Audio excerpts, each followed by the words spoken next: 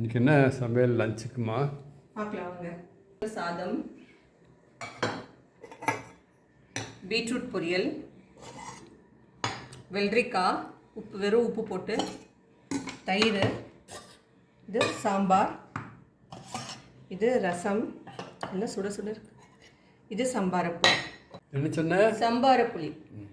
இந்த சம்பாரப்புளிங்கிறது வந்துட்டு லைக் ஊர்காய் மாதிரி ஆல்ரெடி அப்லோட் பண்ணியிருக்கேன். இதோடைய ரெசிபி அப்லோட் பண்ணியிருக்கேன், டேக் பண்ணுறேன்.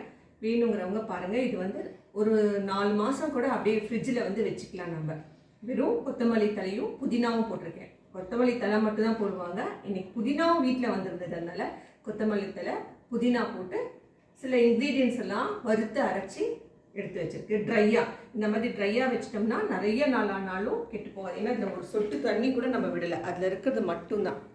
பாருங்கள், சுட சாதத்தில் அப்படியே நெய் போட்டு சாப்பிட்டா சூப்பராக இருக்கும். சிலர் எண்ணெய் விட்டு கூட சாப்பிடுவாங்க. நெய் போட்டு சாப்பிட்றப்போ இன்னும் டேஸ்ட் நல்லாயிருக்கும்.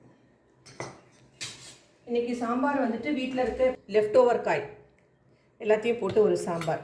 தேங்க்யூ.